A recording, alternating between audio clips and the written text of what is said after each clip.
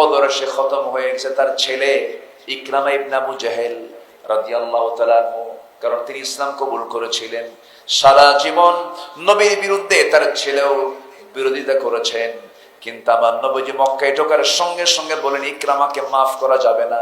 কিন্তু ইকরামার বউ সঙ্গে সঙ্গে নবীর সামনে এসে বলছে, হুজুর আমি কালিমা পড়তেছি। রাসূল তোমাকে মাফ করে দেওয়া হলো।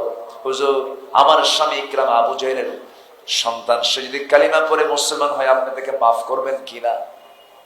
রাসূল বললেন, যদি কেউ কালিমার স্বীকৃতি দিয়ে দেয় আল্লাহ তাকে মাফ করবেন, আমি কেন তাকে মাফ করব না?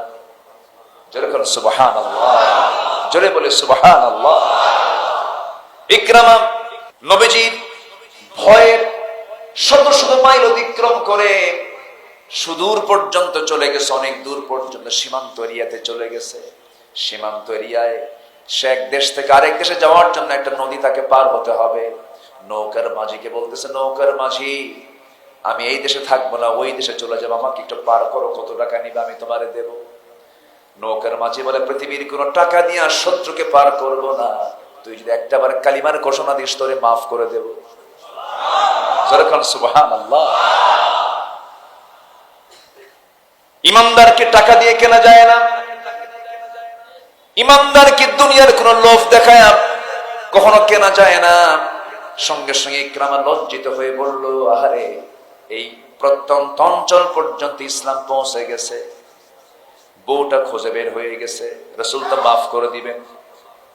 ইকরামার বউ খুঁজতে খুঁজতে তাকে পেয়ে গেছেন। তাকে পেয়ে বলছে, আমার স্বামী প্রশস্ত হৃদয়ের অধিকারী মুহাম্মদ সাল্লাল্লাহু আলাইহি ওয়াসাল্লামের কাছ থেকে আমি চূড়ান্ত আকারে শুনতে পেয়েছি রাসূল তোমাকে মাফ করবেন, শর্ত হলো ঈমান আনতে হবে।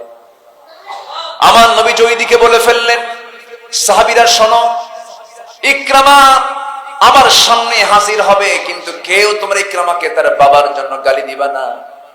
সে আমার বিরুদ্ধে যুদ্ধ করেছে, তার জন্য তোমার গালি দিবা না। কারণ যখন কোন বান্দা ইসলাম গ্রহণ করে নেয় আল্লাহ তার আগের সমস্ত গুনাহগুলো মাফ করে দেয়। আল্লাহ রাব্বুল আলামিন আমার আপনার জন্য এমন একজন ব্যক্তিকে মডেল বানিয়ে দিয়েছেন, শত্রুকেও তিনি মাফ করেছেন, শত্রুকেও তিনি মাফ করে দিয়েছেন। তার মধ্যে দয়ার পরিমাণটা কম ছিল না বেশি ছিল? বেশি ছিল। চরম শত্রুর প্রতিও তার মধ্যে দয়া ছিল। চরম শত্রু ছিল মুনাফিক, তার মধ্যে দয়া কাজ করেছে। আবার একজন অপরাধী জেনা করেছে, জেনার ফলে তার শাস্তি হলো পাথর মেরে শেষ করে দেওয়া।